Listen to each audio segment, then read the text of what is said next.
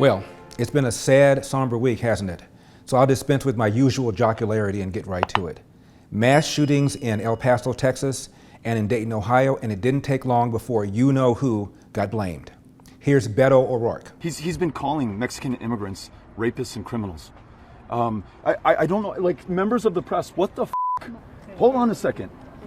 You know, it's these questions that you know the answers to. I mean, connect the dots about what he's been doing in this country. He's not tolerating racism, he is promoting racism. He's not tolerating violence, he's inciting racism and violence in this country. Not to be outdone, here's Cory Booker. You know, reconciliation, the kind of healing that we need, starts first with someone standing up and saying, I've been wrong. I've made mistakes. What I've said before has been unacceptable.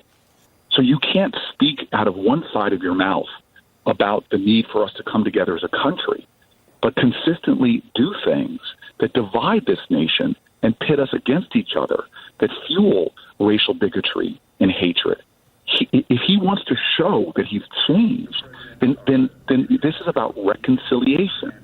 Speak to how you have contributed to the hate and the division and the bigotry and the racism, how you have said things that make people with violent instincts and violent intentions all the more likely to do the kind of heinous things. This is unacceptable. There is no repentance in this. There is no contrition in this.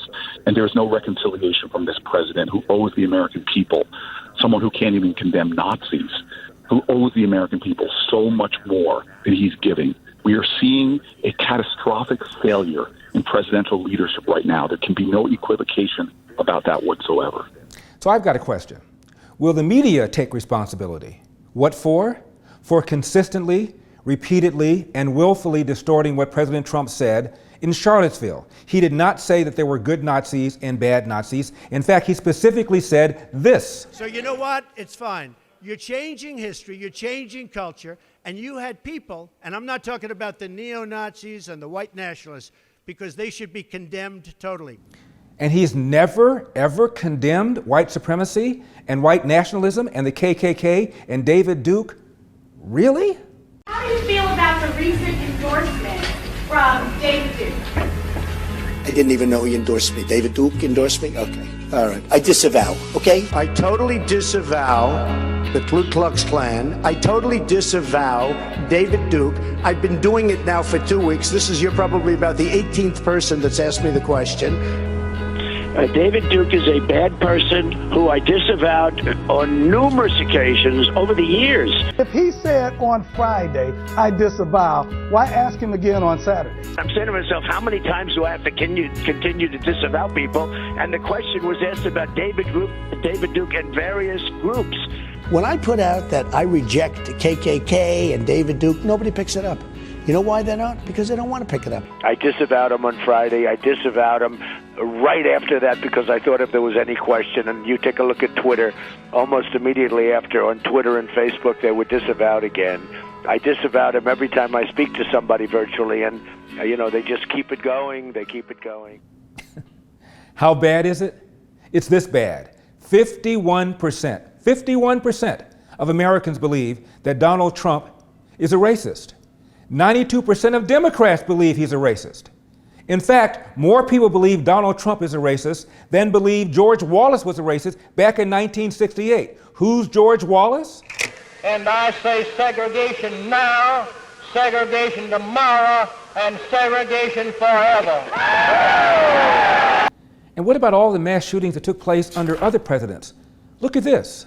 4 under George H.W. Bush, 8 under Bill Clinton, 8 under George W. Bush. So far, 4 under Donald Trump, 24 under Barack Obama. Oh, you're going to say, but wait, Obama didn't incite violence. Oh, no? What about all his anti-cop rhetoric? You remember Cambridge? The Cambridge police acted stupidly. And remember when Trayvon Martin was shot and killed? You know, if I had a son, he'd look like Trayvon. And then, of course, he invoked the lie of Ferguson while giving a speech before the United Nations. At times, we too have failed to live up to our ideals. that America has plenty of problems within its own borders. This is true. In a summer marked by instability in the Middle East and Eastern Europe, I know the world also took notice of the small American city of Ferguson, Missouri, where a young man was killed and a community was divided. So yes, we have our own racial and ethnic tensions. Now, why do I mention this? Well, because in Obama's second term, officers were killed in New York, in Baton Rouge, and in Dallas, all execution style, all by 3 different black men who posted on social media their anger over their assertion that police were engaging in routine racial profiling against black people. In other words, they were incited by the Black Lives Matter movement. Did anybody blame Obama? Oh, yes, they did. Listen to the head of the police union. After the Dallas shootings, here is what William Johnson, executive director of the National Association of Police Organizations, said, quote, "I think the Obama administration's continued appeasement at the federal level with the Department of Justice, their appeasement of violent criminals, their refusal to condemn movements like Black Lives Matter actively calling for the death of police officers, while blaming police for the problems in this country, has led directly to the climate that has made Dallas possible," end of quote. But did the media blame Obama for the death of those officers? Now, this business about Trump inciting violence because of his xenophobia, because of his hostility towards illegal immigration, Trump has not said anything about illegal immigration that wasn't said by the likes of Barack Obama, Bill Clinton, Dianne Feinstein, Harry Reid, Chuck Schumer. Don't believe me? Listen to this. Those who enter the country illegally and those who employ them disrespect the rule of law, and they are showing disregard for those who are following the law. All Americans, not only in the states most heavily affected, but in every place in this country, are rightly disturbed by the large numbers of illegal aliens entering our country. The jobs they hold might otherwise be held by citizens or legal immigrants. The public service they use impose burdens on our taxpayers. I think we can enforce our borders. I think we should enforce our borders. If making it easy to be an illegal alien isn't enough, how about offering a reward for being an illegal immigrant? No sane country would do that, right? Got a couple of different issues. We're talking about, do we have a commitment to secure the border? Yes. What are the options that we have available to us? Let's make sure they work. Because we do, while we need to address the issue of immigration and the challenge we have of undocumented people in our country, we certainly don't want any more coming in. In approaching immigration reform, I believe we must enact tough, practical reforms that ensure and promote the legal and orderly entry of immigrants into our country. People who enter the United States without our permission are illegal aliens, and illegal aliens should not be treated the same as people who entered the U.S. legally. To have a situation where 40% of the babies born on Medicaid in California today are born of illegal immigrants creates a very real problem for the state, which is in deficit. Look, of course you can enforce the borders. Let me finish. I agree. To have 17% of our prison population at a cost of $300 million a year be illegal immigrants who come here and commit felonies. That's not what this nation is all about. Do we have a commitment to secure the border? Yes.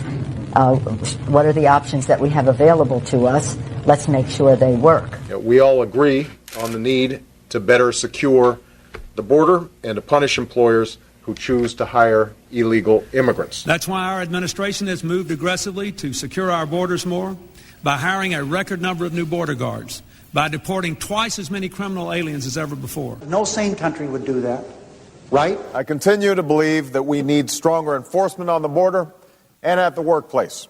All illegal aliens present in the United States on the date of enactment of our bill must quickly register their presence with the United States government or face imminent deportation.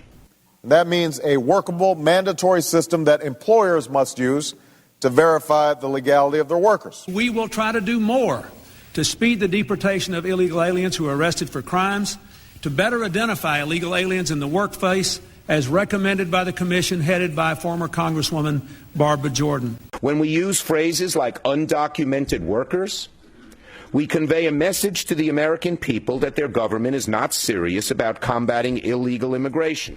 If you don't think it's illegal, you're not going to say it.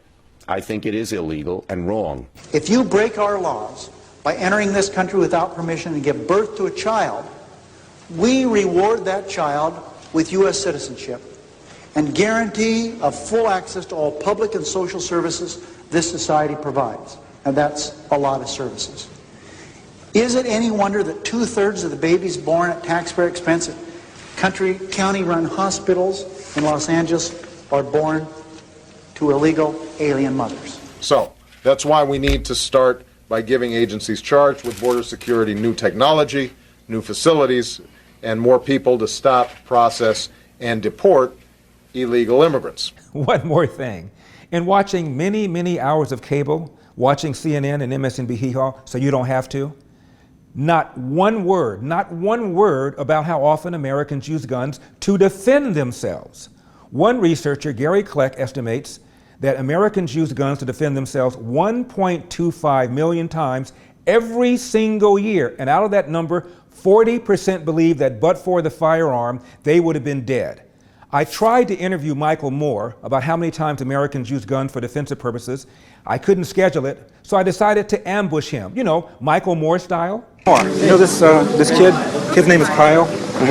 His father, Ron, used a firearm to defend him because someone was trying to break into the home. This happens hundreds of thousands of times a year, wondering whether or not you might owe Mr. Heston an apology. You know actually what happens is trying to defend. There's hundreds of thousands of kids who are in jeopardy every day because there's hundreds of thousands of guns in people's homes. Michael, my question is, how many people a year do you think are alive? Larry Elder. And we're not even talking about everyday homicides in this country. 15,000 non-suicide homicides every year, and of that number, roughly half come from blacks.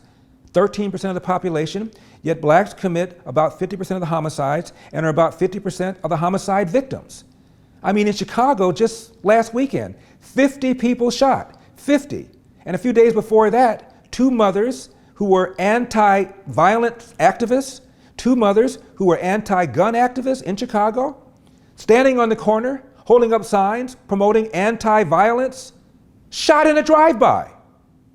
Terrence Williams was not amused. These two black innocent mothers spent years trying to stop gun violence in Chicago, and then a bunch of ghetto fools decide to do a drive-by on them. And where's everybody at? Where's Black Lives Matter at? This don't make no sense. What's going on? And you know what's crazy is that if these women were shot by some white people, y'all will be rioting and protesting the streets right now. And I need y'all to use that same energy as if a white person would have shot these ladies. And don't say, oh, Terrence, it's a difference when a white person kill a black and a black kill a black. No, it is not a difference. It's the same thing. In addition to the failure to even contemplate how many times Americans use guns to defend themselves, there was not one word about the purpose of the Second Amendment, which is to guarantee against a tyrannical government. Now, the Democrats and the left are constantly calling Donald Trump what? A tyrant, a dictator, a Nazi, a fascist. Exactly the kind of person the Second Amendment was designed to make sure does not come into power. So why would the left simultaneously want to restrict the Second Amendment while calling Donald Trump a fascist, a racist, a tyrant? Either they'd have no clue about the purpose of the Second Amendment, or they don't truly believe that Donald Trump is in fact a tyrant, in which case you are adding to the very atmosphere that you claim Donald Trump has created. Now, finally this. File this under the category of, we all need somebody to lean on.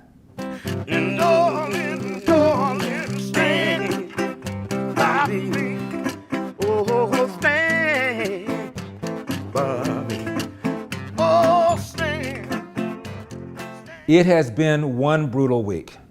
I'm Larry Elder, and this is the Larry Elder Show for Epic Times. See you next time.